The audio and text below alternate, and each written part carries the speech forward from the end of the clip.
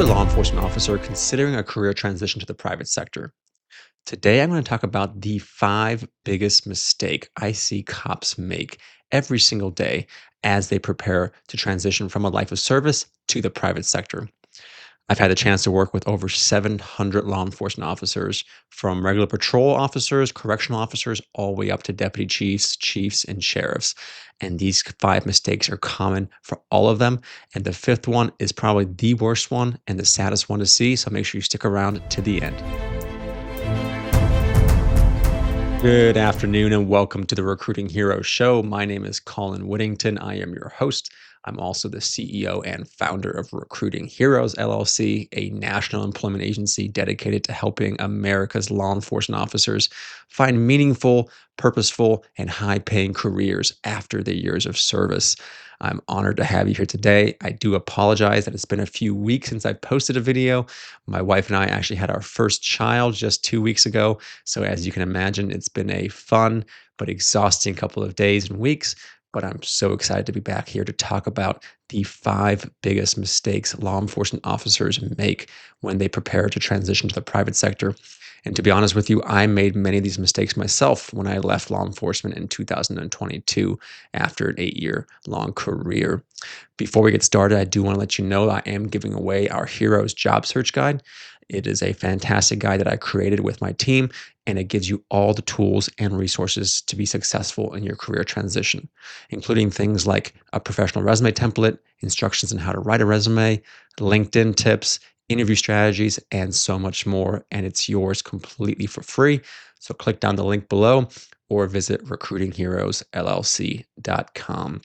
But let's get into the five biggest mistakes that I see officers make on a daily basis.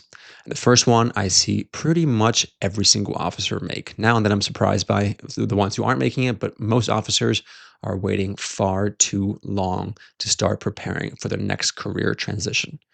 I work with officers who have served, a handful of years, all the way up to ones who have served multiple decades in law enforcement. And so many of them come to me in the final days or weeks in their law enforcement career, realizing that, oh crap, I need to find another job now, either through necessity because they need the money, or because they realize they can't just sit around and do nothing. Us cops, we aren't good at doing nothing. So one of those two reasons.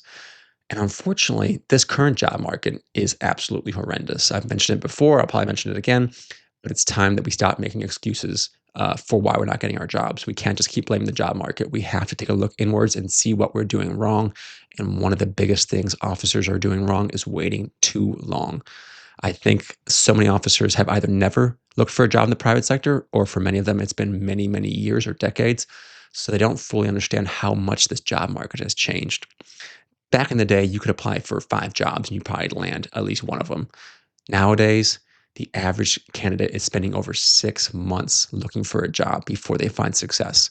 And those are full-time job seekers, the ones who are basically applying all day long, every single day. So if you're just casually browsing, you can probably double that time frame, if not triple it. This current job market, as I said, is very, very challenging. On average, every job opening in America is getting about 250 applications, which means you're competing against at least 249 other candidates. So when cops come to me and they say, hey, I met all the requirements, why did I get rejected before you even getting an interview? There were probably 20 or 30 other people that were just as qualified or maybe even more qualified based on their resumes and other things. That's what helped them stand out over your application. So if you're currently in law enforcement and you still have 2 or 3 years left to go, this is the perfect time to start planning. And one of the cool things I'll be coming out with next month is the Heroes Academy. This academy is my transformational system. It's going to help officers find meaningful careers after their years of service. And it's going to give all my knowledge, all my tools, all my resources in one amazing platform. It's great for those who have already left or are currently leaving, but it's also important for those of you who still have time left in law enforcement, because I give strategies and advice on what you should be doing in your final months and years to make sure you advance with confidence and find a career that really speaks to you and fills you with passion and also pays you well, because that's also very, very important. All right, that's mistake number one. Number two, underestimating their transferable skills. So many cops come to me and say, none of my skills translate. That nothing really translate. I was patrol cop. I made arrests. I knocked down doors. I took bad guys to jail. You are worth so much more than you give yourself credit for. We in law enforcement, we are all problem solvers, analytical thinkers. We're leaders. Even if you never wore, any kind of rank, if you're as a patrol officer, you are a leader as well. If you were dispatched to a call and it was your call, you were the primary officer, you led that call. So, highlighting those kind of skills, your ability to communicate is another huge one. I've said this before. This current generation cannot talk for crap because they've grown up behind their cell phones and their tablets and they just cannot talk. I literally just saw a course the other day that was aimed at Gen Z and it was about how to answer phone calls because apparently this young generation are so horrified by the idea of picking up a phone call that they have anxiety about it. So this class was literally about trying to teach them how to deal with that anxiety. So your ability to communicate, which you've gained through years and years of interacting with random citizens on the patrol, are going to be invaluable. So highlight that. Highlight your project management skills, right? So that's another huge thing is that officers don't think about how to translate their skills in a way that civilians can understand. When you're leading a project, we would not call ourselves project managers in law enforcement, but that's exactly what you are. You are. You are a project manager. So when you go to write your resume or answer interview questions, use that terminology because that's a word that the private sector can understand. So really start thinking about what you've done in your career and think of it as not as a cop, but as someone who's never served in law enforcement. How would they view it? How could you explain it to them to make sure that they could understand it? And you really honestly have to dumb it down for them because so many citizens have never served in law enforcement. And the closer they've ever been to being a cop was watching cops while they're sitting on their couch at home. So you do have to articulate what you've done. Similar to how you articulate a case or your reports, you need to articulate your skill set as well and how your skills translate because trust me, they absolutely do. All right. Number 3 is ignoring LinkedIn and networking. I kind of always joke that law enforcement officers kind of fall into two categories. The one that posts on social media far too much, and those who post on social media hardly at all. And I want to create a third group, those that post on social media strategically in ways that can advance their life, but also their career. And LinkedIn is a fantastic place for it. Last year, my company, I should have started off, my company does a lot of recruiting for companies that need help with their recruiting efforts. So I go out and find candidates based on what my client companies are looking for. Most people would think that I would post a job and most candidates would just apply and I would send those to our client candidates. And I did find a few candidates through that method. However, over 60% of the candidates that I placed with these companies, I found on LinkedIn and I proactively reached out to them. I didn't wait for them to find the job and apply and reach out to me. I said, hey, my name is Colin. I see you fit this job because of your qualifications you have listed here, here, and here. Are you interested? Some would say no, but many were intrigued by the opportunity. And those are the candidates I ended up placing. But the only reason why I was able to find them is because their profiles were set up for success. They have the right keywords, they have a great about section, their work experience section is filled out and detailed, and so much more. So make sure you make LinkedIn a huge part of your job search process and network your butt off. If you apply for a job, you should be sending out networking messages to at least 5 people in that organization. And don't just reach out to the CEO of the company. That's not a good strategy. These CEOs, especially for the large companies, they're going to receive thousands of messages. They're extremely busy. They're not going to answer you. Reach out to the recruiters, other prior law enforcement officers, if you can find them, or people that you have some kind of connection with, and try to build real relationships with them. Don't just copy and paste a message and send it to everybody. Try to find something that you can connect with them with. Maybe you went to the same school or prior law enforcement, as I mentioned, or something else. Find a way to personalize it, and that will make your networking far more effective. All right. Number 4, this is one that I definitely did, and that's rushing the job search process.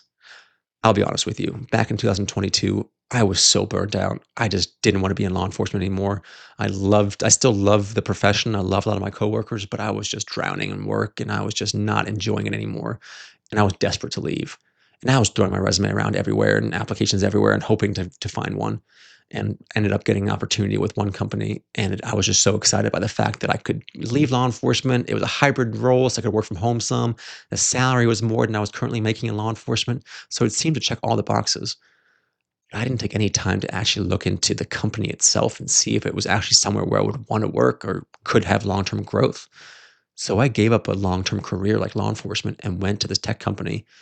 And honestly, within like the first 2 weeks, I got this terrible feeling deep inside that this was not a company that I could envision being with. The owner, to be honest with you, was a jackass. He treated his employees poorly. No one got raises, got blamed for everything. And it was just not a good place to be. So I ended up leaving after about 9 months to start my company. So it was a good thing in the end. But I do want to make sure that you avoid the same mistake that I did. Because after going there and working there and realizing how terrible it was, I started going on to websites like Glassdoor and Indeed and Salary.com, these websites that allow employees, and former employees to leave anonymous reviews. And this company's reviews were horrible. Everything that I was experiencing, people had talked about on these websites for 5, 10 years. But I hadn't taken the time to actually look into that when I was going through my process. So make sure that when you're going to apply for companies and you're interviewing with them, make sure that they're not just vetting you are vetting them as well. Because you are worth so much and you bring so much to the table that these companies will be lucky and honored to have you. So make sure you're going to join a company that's going to treat you right and give you long term growth potential. So don't just take the first job that comes along because trust me, it may feel like another one won't come along, but it absolutely will. So hold out for the right opportunity. All right. And now I said the fifth one was one that I thought was the saddest and one I honestly see quite a bit and one I believe as well. And it's just law enforcement officers, even though we're so confident when we're on patrol in our official duties, we don't have that self belief when it comes to looking for a job in the private sector. We feel that we're not worthy of any kind of job in in the private sector, in the civilian world.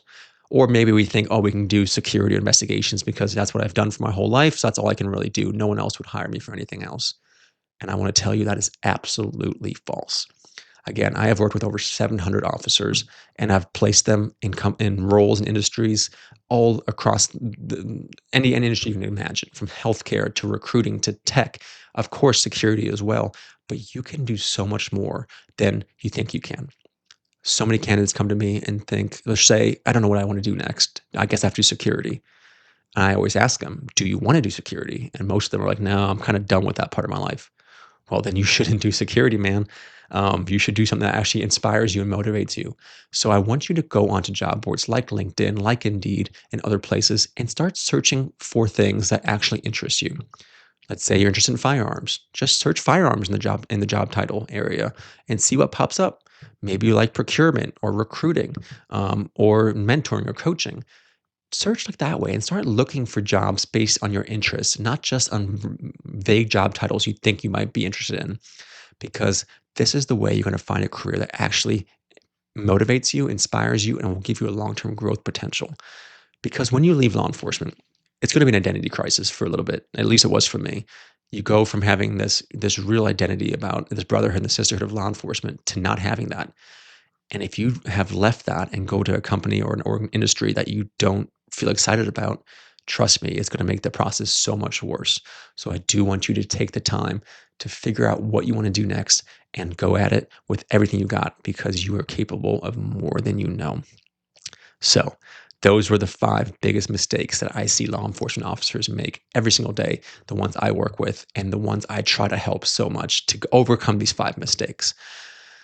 I had maybe mentioned briefly in the beginning of this video, but the Heroes Academy, it's coming out in just a few weeks in August of 2025.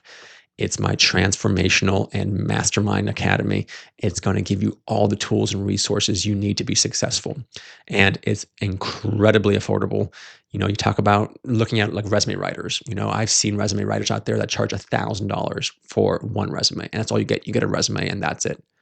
For the academy, you're going to pay a fraction of that and you're going to get 48 modules where I'm talking to you like this, but in a little bit more of a more detailed versions. You can get my downloadable resources, you can get connections, you can email me. It's going to be an amazing transformational system that's going to give you all the tools and resources you need to find the next career. So I do hope you check it out. Go to recruitingheroesllc.com, click the link below. If right now, for the next week or two, you can still sign up to become a founding member of the Academy. It's completely for free. You don't have to pay anything right now. But what happens is you'll get early access. You get an access to the Academy a week early. You'll also get 20% off any of the 3 tiers of the Academy that you choose. So you can save a ton of money and get access to this amazing transformational system sooner than anybody else. So I do hope you check it out. So back to these 5 mistakes really quick. If you've left law enforcement, which of these 5 mistakes did you make? I know for me, I made at least 2 or 3 of them, maybe all 5, honestly. If you're currently considering leaving law enforcement, which one do you think you're most likely to make? And what are you going to do to avoid those mistakes? Put in the comments down below. I really want this to be an engaging community where we can talk about what we're experiencing and I can give you the best advice I possibly can. But for now, guys, this is all I have time for. It's time for my baby to eat, so I better head out and get to him. But if you have any questions, reach out to me. And again, visit us at recruitingheroesllc.com. Bye, guys.